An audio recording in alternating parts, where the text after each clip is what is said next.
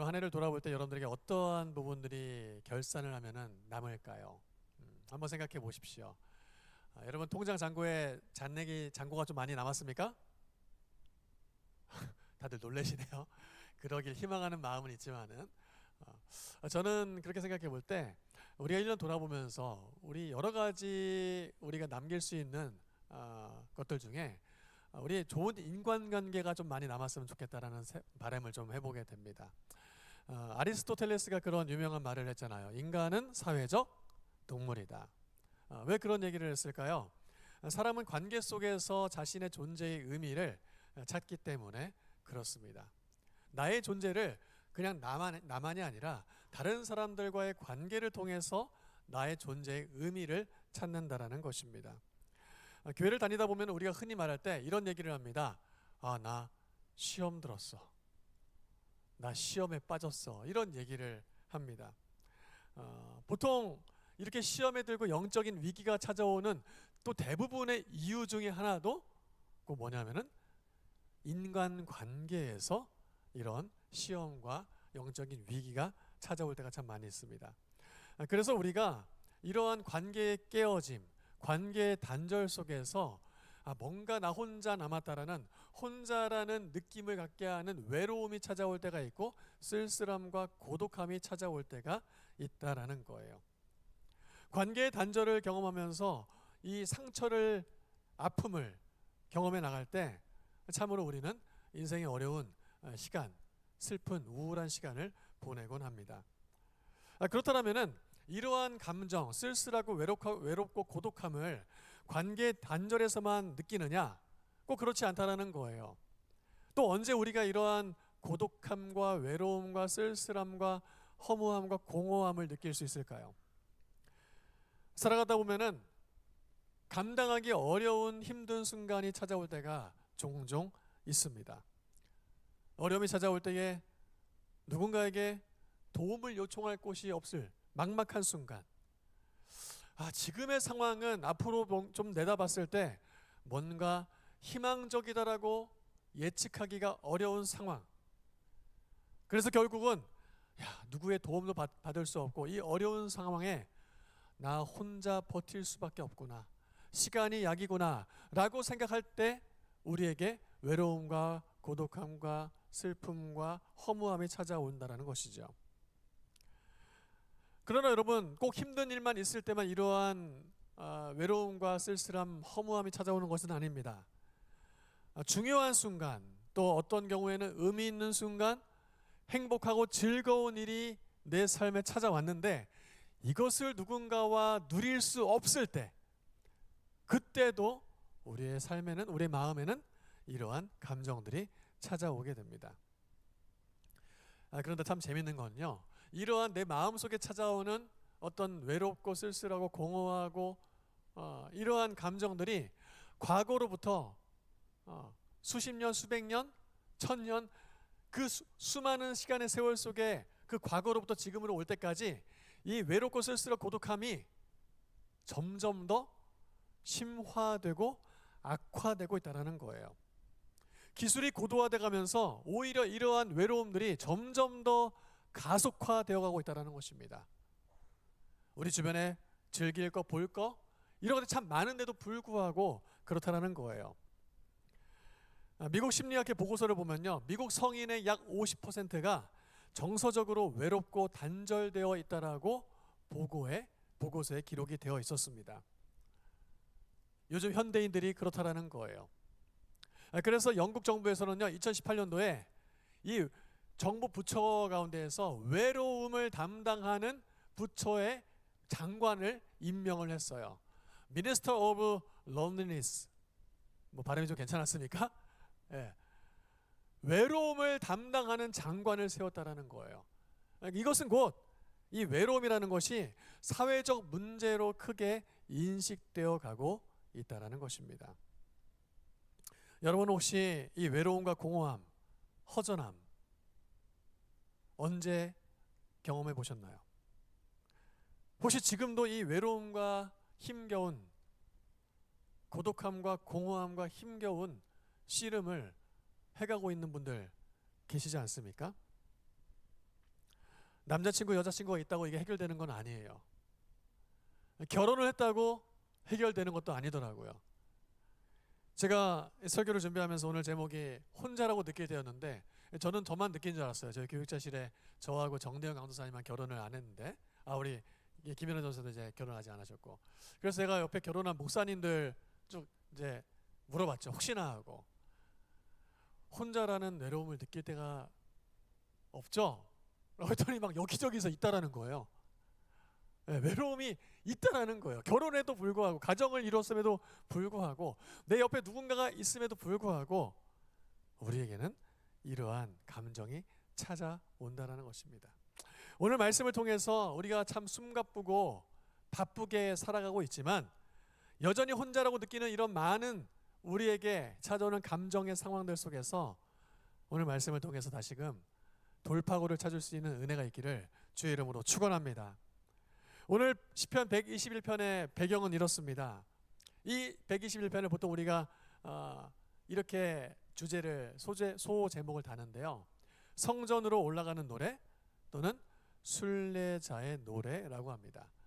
그러니까 성전을 향해서 예배를 드리러 가는 순례자들이 보통 이 시편 121편을 함께 노래로 하면서 지어 부른다라는 거예요. 그러면 왜 순례자들이 예루살렘을 향하여서 성전을 향하여서 갔을까요? 이스라엘 백성들은요 1년에 3차례 중요한 절기 때마다 각각 자기가 살고 있는 동네에서 이 예루살렘 성전을 향하여서 나아갔습니다. 6월절, 77절, 초막절. 이 3개의 절기는 아주 중요한 유대인들에게 3대 절기예요. 그래서 이 절기에는 하나님께 예배하기 위해서 예루살렘 성전을 향하여 순례의 길을 떠났습니다. 순례의 길을 가다 보면요 인적이 드문 광야의 시간을 거쳐야 될 때도 있었어요. 이 순례의 길을 가다 보면요 광야를 지나서 험한 산길을 건너야 될 때도 있습니다. 그러다 보면은 광야와 이 산길에서 강도를 만날 때도 있고 또 때로는 맹수들의 위협을 받을 때도 있습니다. 이 같은 상황에서 시편 기자는 어떻게 하나님을 향하여 노래하였느냐? 오늘 시편을 보면요 계속해서 반복적으로 언급되고 있는 단어가 있습니다. 여러분 혹시 눈치채셨습니까? 어떤 단어일까요? 이 시편 121편에 지킨다라는 단어예요. 지킨다. 무려 이 시편 121편이 1절부터 8절까지 8개의 구절임에도 불구하고 이 지킨다라는 단어, 샤마르라는 이 단어가 6번이나 사용이 됐어요. 이 짧은 8구절에서 6번이나 사용됐다는 것은 이 시편 121편이 지금 무엇을 가리키고 있다는 것입니까? 우리가 오늘 예배하는 하나님이 우리 아버지 되신 하나님이 어떤 하나님이시다? 우리를 지켜주시는 하나님이시다라는 것을 이 시편을 읽는 사람들로 하여금 하나님에 대해서 고백하게 하는 것입니다. 오늘 우리가 눈여겨볼 것은 이 지키시는 하나님의 지키심의 특징에 대해서 좀 더 나눠볼 거예요. 단순히 우리를 외부적인 위험으로부터 안전하게 보호해 주시고 지켜주신다는 개념을 뛰어넘어서 한순간도 놓치지 않고 완전 무결하게 우리를 지속적으로 돌보시는 하나님이시라는 거예요. 그 단순히 지켜주신다, 외부의 위협으로부터 우리를 보호해 주신다는 게 아니라는 겁니다. 한순간도 놓치지 않고 완전 무결하게 우리를 보호하시고 돌보시는 하나님이시라는 거예요. 3절 말씀 볼까요? 3절 말씀 보면은 여호와께서는 너를 실족하지 아니하게 하시며 너를 지키시는 이가 어떻게 해요? 졸지 아니하시리로다. 우리를 지키시되 어떻게 지키시는 하나님이라고요? 졸지도 않고 주무시지도 않고 우리를 지켜주시는 하나님이시라는 거예요. 여러분 믿으면 아멘 합시다. 예, 우리가 예배하고 우리가 믿고 따르는 아버지라고 고백하는 그 하나님께서 우리를 바라보시면서 우리의 삶 가운데 함께 하시면서 졸지도 않고 주무시지도 않고 우리를 지켜주신다는 거예요. 또 5절 말씀을 볼까요? 5절 말씀 같이 한번 읽어보겠습니다. 시작. 여호와는 너를 지키시는 이시라. 여호와께서 내 오른쪽에서 내 무엇이 되시나니? 그늘이 되시나니 라고 노래하고 있습니다. 우리를 지키시는데 우리의 오른편에서 그늘이 되어주신다라는 거예요. 그늘은 뭡니까? 낮에 내리쬐는 햇볕을, 떼약볕을 피할 수 있는 시원한 안식처입니다. 그러나 여기서 단순히 시원한 쉼터 차원이 아닌 거예요. 광야와 고지대에서 또한 고원지대에서 이 그늘은 단순히 햇볕을 차단하는 의미 그 이상을 뛰어넘어 생존의 문제를 다루고 있습니다. 그리고 특별히 오른쪽에서 그늘이 되신다는 것은 성경의 오른쪽은 권위, 권세, 힘을 의미하고 있어요. 그러니 우리의 오른편에서 그늘이 되신다는 것은 우리의 어떠한 위협과 상황 속에서 우리를 해치게 하는 상황 속에서 우리를 이 세상의 어떠한 것도 막을 수 없는 강력한 힘으로 우리를 보호해 주시고 안전하게 지켜주신다는 거예요. 여러분, 내가 어려움 당할 때 내 옆에 누군가 있으면은, 내 마음을 잘 아는 사람, 친구가 있으면은, 동기가 있으면은 든든하잖아요. 예. 그러나 그 사람이 해줄 수 없는 역할이 참 많이 있지 않습니까? 근데 하나님께서 말씀해 주시는 거예요. 내가 너의 오른편에서 너의 무엇이 되어주겠다? 그늘이 되어주겠다라는 겁니다. 여러분, 이 땅을 살아가면서 혼자라고 느껴질 때가 있을 거예요. 그때 반드시 기억하시길 바랍니다. 하나님이 내 오른편에서 나의 그늘이 되어주신다. 단순히 햇볕을 막아주는 시원함이 아니라 생존의 위협이 찾아올 때까지도 우리를 그 어떠한 것으로도 이길 수 없는 강력한 능력과 힘으로 우리의 오른편에서 우리를 지켜주신다는 것입니다. 6절 말씀, 낮의 해가 너를 상하게 하지 아니하며 밤의 달도 너를 해치지 아니하리로다. 여러분, 상하거나 해치지 못하게 하는데 그 대상을 지금 시편 기자는 무엇으로 하여금 노래하고 있습니까? 낮의 해와 밤의 달이에요. 여러분, 해와 달을 피할 수 있는 사람은 없습니다. 아무도 없습니다. 그러니까 비가 노래했잖아요. 태양을 피하고 싶어서 아무리 달려봐도 태양은 계속 내 위에 있고. 아마도 이 시편 121편을 묵상하고 가사를 쓰지 않았을까. 여러분, 해와 달을 피할 수 있는 사람은 아무도 없습니다. 이것은 곧 무슨 의미일까요? 그 어떠한 것으로부터 우리를 완벽하게 지켜주시고 보호해 주신다는 거예요. 그 하나님의 보호의 그늘막을 뚫고 들어올 수 있는 것은 아무것도 없다라는 것입니다. 이렇게 지키시는 하나님, 이 하나님이 누구라는 겁니까? 우리가 지금 예배하고 있고 우리의 기도를 들으시는 아버지 되시는 하나님이시라는 겁니다. 너무너무 큰 위로가 되잖아요. 이렇게 말씀을 묵상을 하는데 우리 하나님은 그런 분 하나님이라는 거 참 감사해요. 그런데 사실은 우리가 그런 하나님을 지켜주시는 하나님을 바라보면서 그 하나님께 모든 걸 맡겨드리지 않는 게 사실은 문제라는 것이죠. 이 하나님을 온전히 바라보고 그 하나님의 지키심과 보호하심 가운데 내가 정말 편안합니다, 정말 안정감을 누립니다라고 고백하는 것이 아니라 열왕기상 18장 말씀을 보니까 크리스천임에도 불구하고 여전히 세상이 주는 안정감과 위로를 찾으면서 추구하면서 살아가는 그런 우리의 모습을 볼 수 있다는 겁니다. 열왕기상 18장을 제가 이 말씀을 준비하면서 묵상하다 보니까요, 사실 이 장면은 하나님을 믿는 이 엘리야와 그리고 우상을 섬기는 바알과 아세라 선지자들의 영적인 전투입니다. 바알을 따르는 450명의 선지자, 그리고 아세라를 섬기는 400명의 선지자들, 이제 제단을 쌓아놓고 바알과 아세라의 제단, 그리고 엘리야가 우리가 믿는 하나님을 위하여 쌓은 제단, 두 제단을 쌓아놓은 거예요. 그리고 바알 선지자를 먼저 이 제단에 불이 내리면은 그 제단에 불을 내린 신이 진짜 신이다 라고 대결을 벌이는 거죠. 먼저 바알 선지자들이 아침부터 제단 앞에서 바알의 이름을 정오까지 막 부릅니다. 바알이여, 바알이여, 바알이 참신입니다. 이 제단에 불을 내려주소서. 정오가 돼도 감감무소식이에요. 그때 엘리야가 얘기합니다. 지금 바알이 지금 졸고 있을지도 모르니까 더 큰 소리로 불러봐라. 그래가지고 낮 동안에도 더 큰 소리로 막 제단 앞에서 뛰놀면서 이 바알의 이름을 부르는 거예요. 그러나 감감무소식이죠. 그러다 보니 이 바알 선지자들이 결국은 어떻게 합니까? 자신의 몸에 상처를 내고 피를 내면서 매우 자극적인 이런 행위를 하면서 바알의 신을 부릅니다. 그러나 전혀 묵묵부답이죠. 아침부터 저녁까지 하루 종일 바알 신을 찾았지만 종교적 열심을 냈지만 그러나 그 제단에 불은 내리지 않았습니다.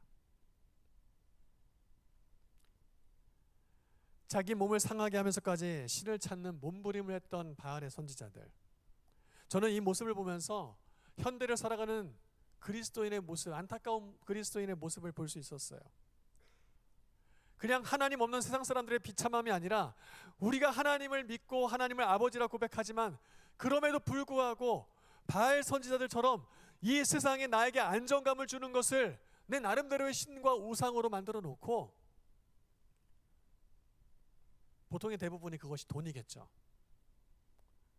그것을 내 삶의 안정감의 이유로, 근원으로 찾고 그것을 채우기 위해서 돈의 신을 쫓아가면서 자기 몸 다 상하고 관계 다 깨어지고 그렇게 자기 자신을 외로움의 상황 속에서, 고독함의 상황 속에 그저 내팽겨쳐 둔다라는 것입니다.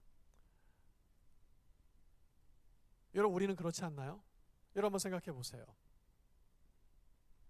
여전히 우리가 하나님을 예배하지만 이 자리에서도 우리는 하나님께 우리의 온전한 마음을 드리지 못하고, 모르겠어요. 아직도 코인이 요즘 많이 떨어지고 있다는데 오늘은 또 코인이 어떻게 되나 지금 막 확인하고 싶고 막 지금 손에 막 쥐었다 폈다 하십니까? 여전히 우리의 마음을 사로잡는 돈이라는 것이 안정감을 줄 때도 있지만 그 돈이라는 것이 우리의 인생을, 우리의 영혼을, 우리의 마음을 피폐하게 만들어버리지 않습니까? 헛된 바알신을 쫓으면서 자신의 몸을 피를 내면서까지 그렇게 허망한 이름을 부르짖는 바알 선지자들의 모습이 과연 우리의 모습은 아닌가? 그러면서 아무 응답도 없는 묵묵부답의 신 앞에서 외로움에 지쳐서, 홀로 쓸쓸함과 고독함에 지쳐서 그렇게 주저앉아 있지는 않은지 우리 자신을 한번 돌아볼 수 있으면 좋겠습니다. 이때 이제 엘리야는 하나님 앞에 간구합니다. 하나님 앞에 간구하자 어떤 일이 벌어졌습니까? 자기 백성을 지키시고 보호하시는 하나님께서 그 기도를 하자마자 이렇게 응답하십니다. 38절 말씀. 이에 여호와의 불이 내려서 번제물과 나무와 돌과 흙을 태우고 또 도랑에 물을 핥은지라. 이것이 바로 오른편에서 그늘 되시는 하나님의 지켜주심의 사인입니다. 낮의 해와 밤의 달이 상치 못하도록 우리를 눈동자처럼 지키고 바라보시는 하나님의 은혜라는 것이에요. 하나님의 능력이라는 것이에요.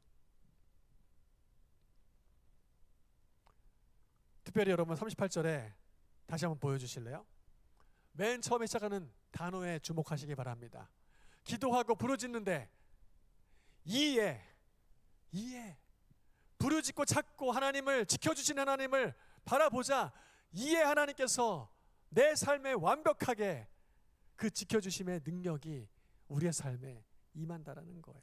하나님을 찾자마자 즉시 졸지도 주무시지도 않는 하나님께서, 낮의 해와 밤의 달이 상치 못하도록 지켜주시는 하나님께서 24시간 365일 완벽하게 우리를 보호해 주신다는 것입니다. 오늘 말씀을 마무리하겠습니다. 여러분들은